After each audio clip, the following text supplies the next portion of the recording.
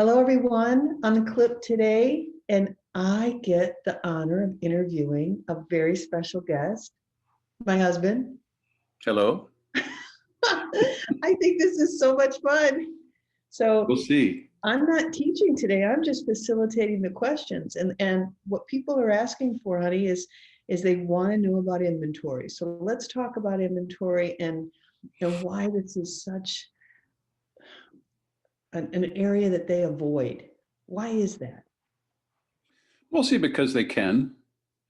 They can avoid it and still see some sort of a financial statement out of QuickBooks or another accounting software. The other reason is because accountants or bookkeepers generally don't understand the beauty industry and the difference in revenue sources. You've got all of your service revenues, Mhm. but you also have retail sales, take-home sales. Take-home sales has a different cost of goods than does your service volume. So So many the times only we've looked at a P&L and we see revenue all listed in one way, service revenue. Go ahead on that. Yeah, I mean, QuickBooks left to its own devices, and QuickBooks. Reason I'm saying QuickBooks is because it's generally the accounting software either utilized by the salon itself, taking right from their POS to QuickBooks, or used by most local accountants when they are working in the salon industry. Mhm. So left to its own devices, it just funnels all revenue into one spot. It knows enough to take gift certificates and put them as a asset and liability, but it takes all sales where the cash has been cash, credit card, whatnot has been rendered. Um, you can uh, it just lumps into one, and so what's really I think important is to have it set up on the income statement separately. So they've got service dollars in one line and take home dollars in another line on the top of your income statement. Well, I know even being sitting in the distributor's seat, the amount of people that still don't even understand the the purchase when they purchase from us. What is for usage? What is for resale? And they even combine that at times all into one lump sum too. So why don't you start there? So let's look, and I know, I mean, God bless, I did not get the most sexy topic of the unclipped interviews. I got the one that's a little bit harder to follow and to stay with, but it does require different setup and different action. So in order to um, get this the way it really needs to be, you need to change how the business presents on paper, and you need to change some behaviors in the salon to make it happen. On paper, again, we'd suggest that your top line sales be separated between service volume and retail volume. Mhm. And then your cost of goods, which is your next section, your And cost of cost of goods goods, define would that again. show your service provider's cost of goods and the taxes that go along with that. And then underneath that, also in cost of goods, is your cost of retail goods. Now that also has a relationship with your balance sheet. In your balance sheet, you have inventory listed as an asset.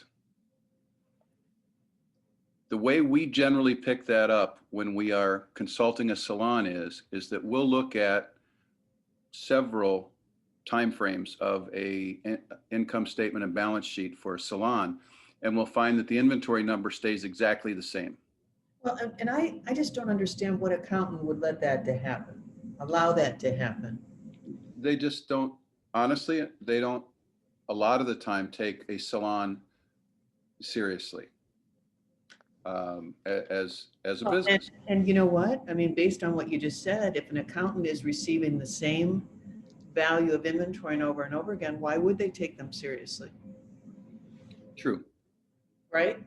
Yeah. So uh, that inventory only, certainly will change based on purchases, sales, and physical inventories. So those are the things. So when we purchase, the best way is to purchase separately for uh, professional. And when we say professional use products, it of course is color and developers and lighteners and things of that nature, but it's also a lot of the styling products that you may have on a tower or a cart, or you may put product at every station regardless. The thing that you don't want to do is you don't want to just have a free for all on the retail shelves with staff running out of something or deciding they need a spray wax or they need a shine spray and running over and pulling that product off the retail shelf and waving it in front of the front desk person and saying, I just took this, I need it at my station. That's probably the worst way of inventory control that you could have. So, again, to say the theory of inventory, the theory of it is you want to have retail and professional use separated at the time you purchase. You want them separated physically when the order comes in, and you want to be able to inventory them separately. Well, and when I think about the verbiage of I'm taking this spray wax and just walking through, I think if we give it a name because people can understand it, I have a transfer, please, meaning I'm transferring this from the retail shelf and it needs to be transferred into professional usage. I have a transfer, something instead of just taking, because if you don't give a name to something, they won't understand the importance of it, I don't think. That's a good point. And I think that transfer depends on the point of sale system that you have, how you would handle that transfer. I mean, transfer in the proper way would be to do a return from your retail shelf to the distributor and then a purchase from the distributor, even though it's that one person walking by with a can of spray wax. Mhm. It allows you to purchase it for usage rather than for retail.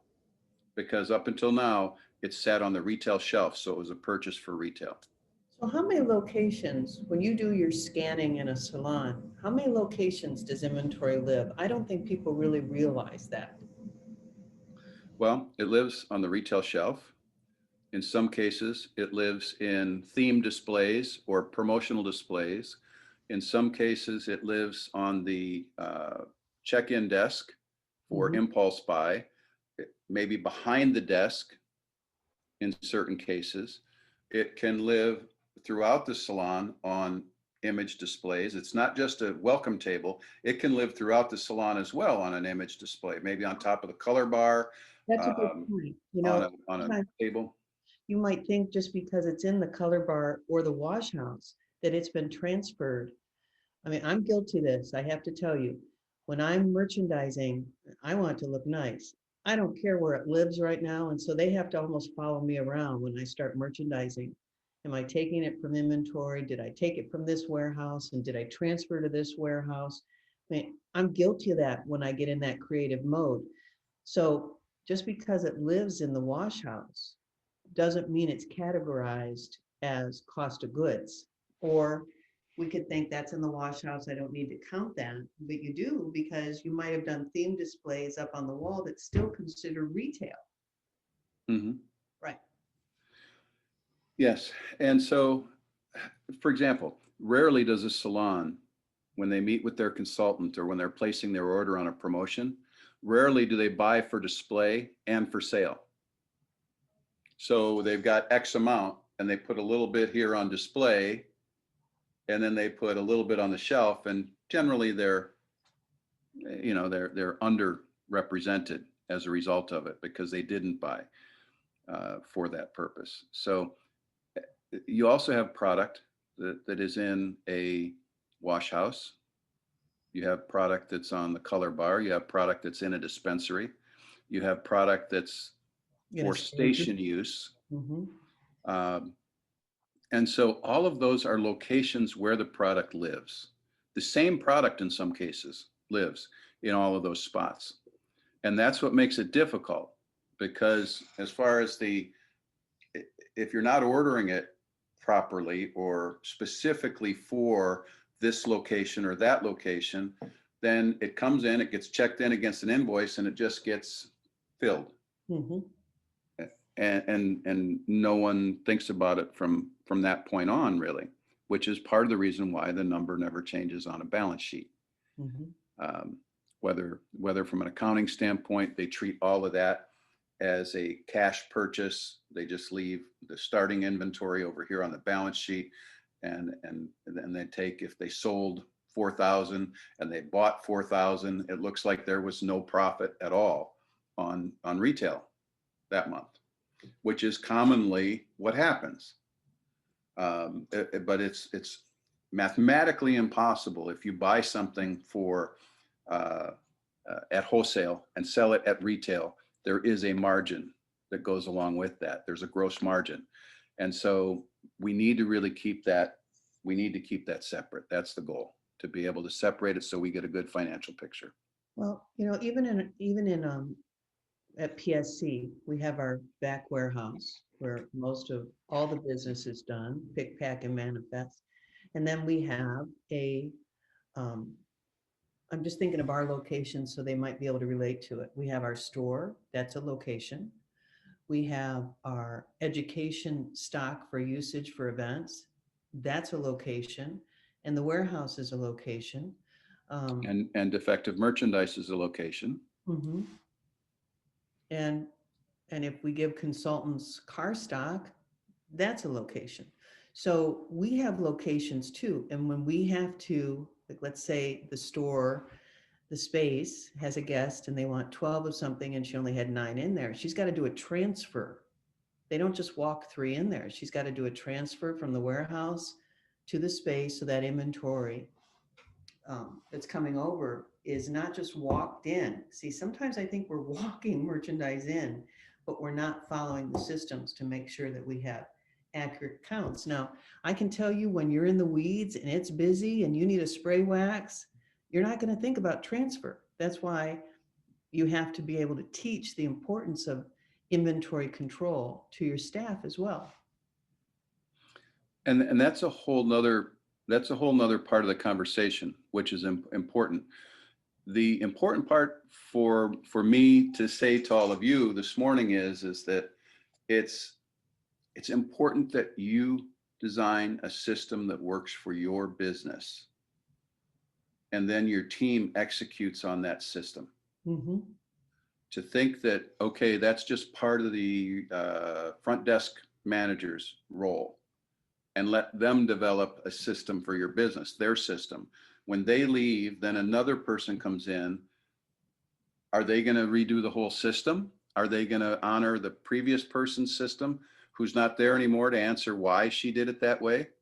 So our suggestion really is that you think about this, and why is it important?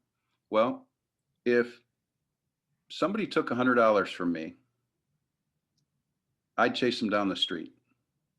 If somebody took $10, I'd probably still chase them down the street just because it's not right. But in business, if you have several $1,000s invested in inventory and you don't have a good system of control, you may have more invested on your shelf than you need. You may have less invested on the shelf than you need. And if you don't have a system, you don't have a goal for what you want to have. A business decision that says, this is what we want to stock in order to do this kind of sale. We're not considering promotions. We're just considering, what do I normally spend with my supplier on a weekly basis? And again, that's not really great inventory management. So again, Well, before you go there, how do they catch theft if they're not doing inventory management? They don't. They just don't. Because where did it go? Did a client take it?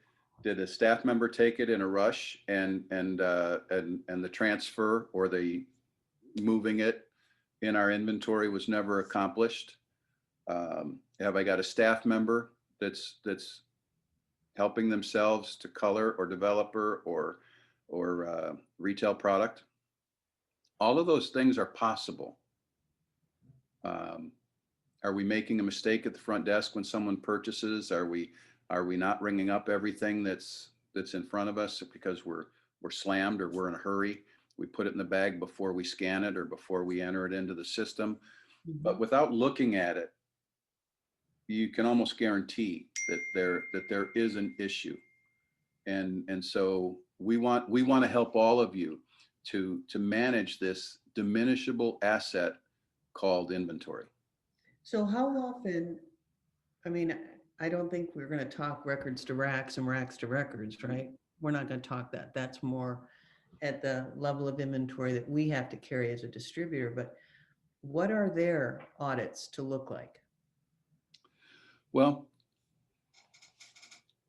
once we have listed, that's the first thing I would do is I would go around and list the places where the product is going to live. Mhm. Then I would make the decision. Are we going to buy specifically for usage and specifically for sale? Some people are comfortable just buying product and saying it's for sale and then internally usaging it. So decide that. If you're going to have the same product in two different places and your POS system does not allow you to give it an address, that's where what we've done in the schools is we've added to the part number where it lives. So for example, dispensary. Every dispensary item starts with DISP. Every wash house inventory item starts with WH. Every color bar uh, it starts with CB. Every cart product, which is our usage, our styling products, starts with cart. Now we've got other locations in the school because we've got product in other places. Mhm. The only thing that doesn't start with where it lives is the normal retail SKU. So we give it a descriptor as to where it lives. Now we can do that because when we go to inventory, we also know here's my cart inventory. I need to go to the cart and inventory this to see what we need. I need to go to the wash house or the color bar or the dispensary to see what we need. I need to go to the retail shelves to see what we need. And so it helps us direct our physical inventory for ordering purposes. See, there's two physical inventories. There's one that you do that's comprehensive, that is for, say, a year-end inventory number, a quarter end, a monthly end, whatever the case may be. There's that kind of an inventory, which is more of an audit. There's also an inventory that exists, which is for purpose of ordering. And that's done much more frequently. So the inflows and outflows are caught a lot during that time. So once we do that, then you've got a decision to make. The decision is, on my retail product, how much inventory do I want to stock? Salons generally will stock based on what'll fit on the shelf, not based on movement. They'll make a decision and they'll set min maxes based on that. Minimum amount I want to have, maximum amount I want to have based on that. And they'll order up to the max on a weekly basis. And what we're suggesting is you want to know, first of all, how many turns do you want out of your inventory per year? How many times do you want to sell out the shelf and replenish it? Because that's really what a turn is. And you don't literally sell out the entire shelf. You sell it out from a dollar volume standpoint. That's how it's measured. It's measured in dollars.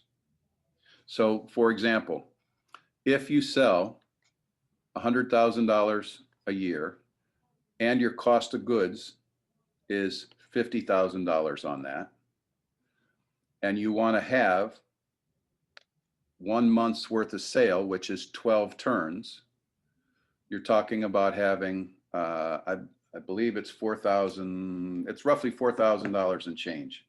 Let me check. At your cost, I think it's 4166 to be honest, but at yeah, your cost. yes.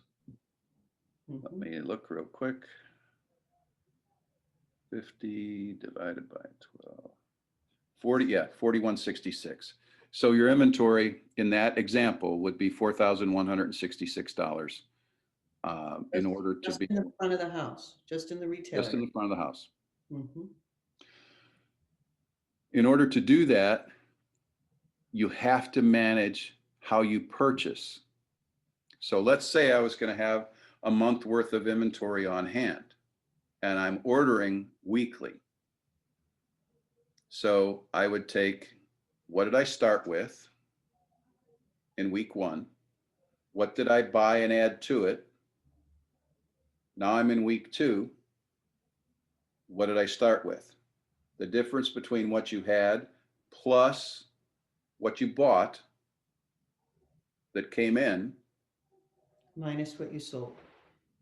minus what you have on the shelf now is going to tell you what you sold in 1 week period of time.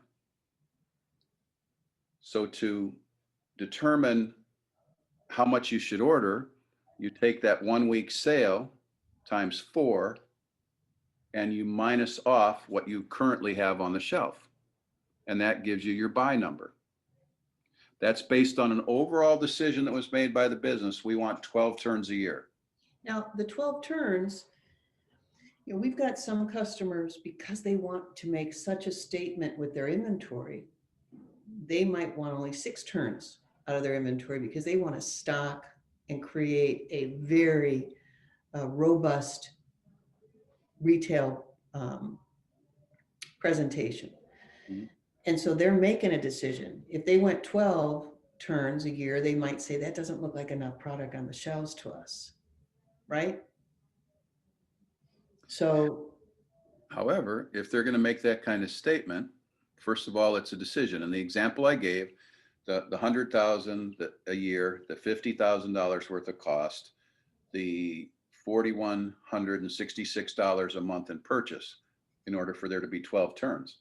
If you chose 6 turns, that would mean $8,300 worth of product on the shelf. You're having another $4,166 theoretically sit there that could be in your business someplace else. And so that's why it is. It's a mental decision. You could have a product that you only order once a month, and you could have a product that comes from overseas. And perfect example during there's a lot of different talk right now about the ship that was sideways in the Suez Canal and all of the European goods that held up and how it's already hitting the retail shelves in general population retail. It's liable to happen. The feeling, the effect of COVID on bottles of shampoo and conditioner and hair color is liable to be felt in the next 6 months more than it was actually during COVID. So salons may make the decision to stock more so that did, they don't run out. did you? Would I? No, Yes. did you at PSC? Yes. Okay. And, sometimes when there's a threat or the circumstances around you puts things in question, you might have to beef up your inventory, right? And And, COVID and certainly. yeah, and I'm much more okay with that if it's a conscious decision. Mhm. What you don't want to have is you don't want to just have your inventory creep up or creep down. So what about launches, Steve? Because it becomes 6 more SKUs, but they're locked into that 4,400 or 4,100 number. How do I how do I accomplish both? Well, it's speculation. You're always going to have launches.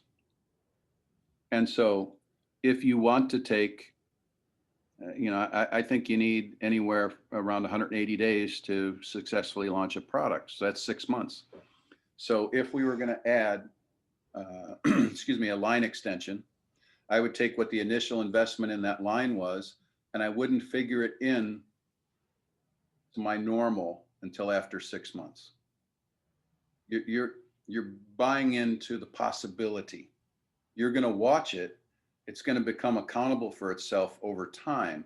But in the beginning, when it has no clients buying it, it has no hairdresser support yet, it is speculative. It's exactly what it is. Mhm. And so I wouldn't let that. I mean, let's say it was $2,000 and you're supposed to have 4,000 on the shelf. I mean, are you gonna not buy $2,000 worth of things that are currently selling and selling well? You would only do that if you had an extraordinary margin on the new thing that you just brought in. Mhm. But it makes no sense to do that. So you have to treat it as a business expansion, just like you would if you added on an addition to the salon and added 6 chairs. Mhm. There's going to be a period of time where that doesn't make financial sense on the way to making financial sense. Same thing when you add a brand, when you add a product line or an extension of a product line. Even What- something as simple as with Davines Heart of Glass or with Paul Mitchell Clean Beauty. Those things are extensions of a brand, and they add to your inventory. They absolutely do. So what about if you had to say, and I know people might have questions and we encourage them to reach out, but what are the top 3 mistakes that you see? Top 3 mistakes. Number one, um, there is no plan to address inventory in a salon, even though it is a diminishable asset, just like cash in the cash drawer is a diminishable asset. And it's open how many times a day where people could take the cash out. This is all over the salon. It's impossible to have eyes on it everywhere. And it's not to make anyone paranoid. It's just, it's business. It's business. It's an asset. If you were selling your business, let's say you were selling your business and your one-time plug on the assets for inventory on your balance sheet said $12,000 worth of inventory. Well, you knowing that you were getting ready to sell actually kind of brought your inventory level down. Your buyer thinks they're buying the business with $12,000 worth of inventory. When it actually comes to selling, you've got $2,000 worth of inventory. That changes the picture dramatically. Where'd the 10,000 go? And it's not always as cut and dried as that. Well, So and those also, things, I want to share with them how we handle in salon usage. good. Even though we separate the purchase when we buy it, it then goes into stock. So let's take color, for example, first, because people will always ask, when do I expense color? We expense it when we tap into a new tube or new bottle. I'm sorry, a new tube. If we have to open a box that has a new tube in it, we rip off the end of the uh, the tube that has the shade on it, has the number on it. That immediately goes into like a silver ice bowl for a bottle of champagne or a bottle of wine, and for that day. So I just expensed a 6N or 6O. I'm going to go ahead and take off the lid. I'm going to put that into that. Now I'm using 6O. Financially, I've already said I used the whole tube, even though I may have only used a third of it in my formula. That's the best way. Some people will count everything they purchase for usage. You don't expense it until you use it. Yes, when it comes to back bar especially, yes. That's because it's a relationship to inventory and what you have physically. Okay. There are some things that we expense immediately. Um, Developer, no, really? Hmm. no. What would we expense? We would expense towels. We would expense perm rods, we would expense So cotton. I'm confused. You don't want to count a quarter box of cotton. So Right. you expense the whole thing when you buy it. So what happens, here's how this happens. All throughout the day, people are turning in empty bottles of styling product, empty tubes, empty cans of spray. There's a log sheet that they write down what the product is, their name, because they're the one that's turning it in, and the date. Mhm. The empty goes into the container. We've got another garbage container that takes cans and tubes and bottles, including gallons and so on. At the end of the day, it's someone's responsibility at the end of every day to check the canister of empties or color tops against the list that was made, because in the heat of the battle, sometimes people forget you've got the empty, but you don't have it on the list. So you update the list with everything that's here, Mhm. and then it gets entered into the computer as usage. At that point, that day's business is done. At that point, as a business owner, you can look back and say, yesterday we did X amount of dollars of chemical services. We expensed X amount of dollars of color developer and lightener. At that point, I can say we did this amount of services, and we use this amount of styling products, or this amount of product in the wash house. It makes sense or it doesn't make sense, right? That's kind of quick managing on a daily basis based on the reports that you get from your computer. But they only work if you're putting in good information, right? If you're not putting in good information, or if you're leaving it and doing it once a week, or you're doing it once a never, then it's not, you're not getting good information. And so again, we're saying, so the first thing is they don't have a good system in place. They haven't put a system in place. They buy from their distributor and they use what they use, and that's it. That's not a way to go. The other one is that they don't order for a reason with a goal in mind.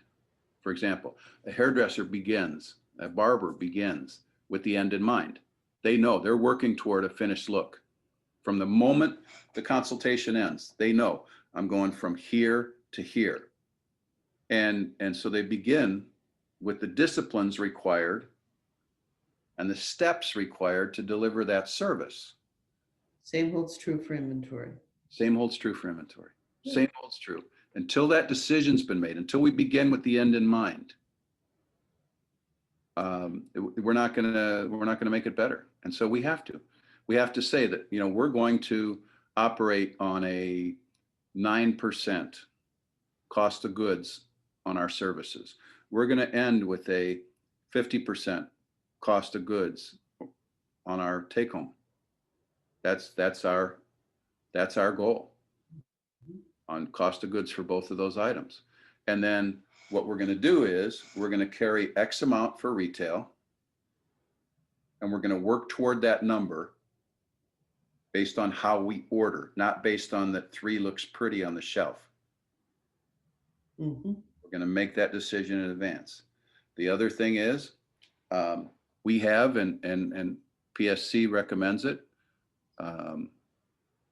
we have a different turn ratio for professional products that are used, especially color. So for example, the natural series and the gray coverage, the natural naturals, along with some of the blondes, the high lift, and some of the reds are your primary color shades. Mm-hmm. You don't want to turn those 12 times a year. You don't want to run the risk of being out. coming to the salon and being out of 6N, being out of 7N, having to make it. But Steve, I know that these systems, but there is a system that they're using right now. It just doesn't protect them in their business. Like, how many times over the years have you heard, how many do I have on the shelf? Yeah, give me 6 of those, right? Oh, yeah. Well, and I'll tell you an example of a salon that and this is back a while ago, of course, but I went into the salon and they were doing business with another company. And I said, tell me how your inventory is working for you because you have a lot. We sell a lot. Okay, you sell a lot. Would would you mind if I on my own time came in and I counted up all your inventory and I put a price on it based on whatever price list you give me, and I'll extend that, and then we'll meet. And based on that, we'll determine whether you have good inventory or whether you have some challenges. And worst thing that comes out of it is you learn something about your inventory. The best thing that could happen is you decide that you and I should do business. Um, and she said, well, you're a distributor. Don't you just want me to buy? And I said, no, that my goal is that you make money. My goal is that you have enough inventory so you don't lose a sale, but not too much so that you don't have the profit you deserve. See, that's really, if you're going to write down one thing, write down, I want enough inventory so that I don't lose a sale, but not too much that it affects my profit. Right? I believe that money in your pocket is better than money sitting producing nothing on your shelf. Good. And that's weird as a distributor, right? I mean, you would think we just want to sell, sell, sell. No, we want to sell through. We can only make money when that product's going through your business out to the ultimate consumer. So in this example, I sat back down after I did all of that, and I said, good news, here's your inventory amount. And she said, wow, I had no idea I had that much. And I said, well, she said, what does that mean? And I said, it means that if you're doing this amount of sales volume, you're doing great. And she said, oh my God, I'm not even doing half of that. I mean, this was like not 100. This was like $25,000, $30,000 worth of retail back in a day on the shelf. And I knew that she needed to do X amount of dollars. She said, I'm only doing half of that. I said, you got too much inventory. You got way too much inventory. I said, do you have any other challenges? Do you sometimes have trouble making payroll? Do you sometimes have trouble having the things that really sell? Give your staff a case of shampoo. Yeah. And she said, yeah, I do. And I said, well, here's where it is. It's sitting right here on your shelves. Let's get that in your business. Let's get that in your checking account. Let's make sure that we're working smart. And of course that happens. So all of this to say that inventory is an important part of the business equation. And owners have to own it like they do a haircut. Yeah. And for example, I mean, you think of Cracker Barrel restaurants. Pretty much everybody here in the Midwest is familiar with that. They've got a restaurant floor where you can go in and dine, and then they've got a sales area where they sell knickknacks and I mean everything from candy to lamps, from flags to cards, and they've got all of that stuff. They wouldn't think of looking at a profitability report that didn't separate out their retail from their service, which is food. They've got a profit goal on their service. They've got a profit goal on their shelves. They may in fact have something out there on their shelves, such as their sodas. They sell sodas in both places, right? They wouldn't go take a root beer off the shelf in the sales area to take it back to serve at a table. It just wouldn't happen. Salons do that all the time. It does. It happens all the time. I think that is a great way to close this out because I think that visual of a front of the house and the back of the house with Cracker Barrel is, and look what they have to do to make sure they're enticing that traffic. The only thing I can tell you about inventory is you have to make it sing, and you have to make it look like someone wants to enjoy it, not just, I walked into a salon last week and I said, ooh, this doesn't look like we're serious. Mhm. And they said, what would you do? And I gave them some suggestions, and I left, and they went after it immediately. It has to be visually, the optics of your front of the house has to support your goals. So, and that's why when someone says, we've got a big retail area, but we don't have a receptionist, ooh, that scares me. I mean, Oh, absolutely. can you imagine Cracker Barrel not having anyone working in the front? No. And you know what? Sometimes when they're busy, it feels like no one's working in the front. Working in there and you're trying to find someone. Honey, thank you. This was fun. I really hope it was valuable. I enjoyed it too. Like I say, it's not the most, um, It's not a sexy topic, honey. it's not. But you know what? I've got to say that it's traditionally one of the toughest things to get your arms around as a salon owner. I'm not saying it's easy, But it needs to be mastered. but it is necessary. Exactly. And I think it's going to be more necessary as we go forward, at least for the next 12 months. I think it's always necessary, but the next 12 months, you may want to think about, especially color and lightener and developers.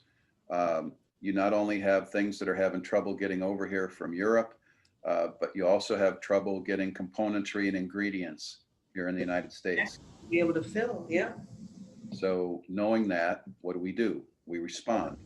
exactly. Respond by, we'll be raising our inventory levels, which we have and we are continuing to do that. And you may have to do the same to ensure that you can deliver service at the level your guests need it. Good. So thank you for listening. Feel free to reach out if there's anything more that we can do to help you. We're happy to do that as always. Well, you have been my favorite unclipped guest so far. Well, thank you, honey. You've been my favorite unclipped host so far. I think I said that to everybody. I think you did. I do.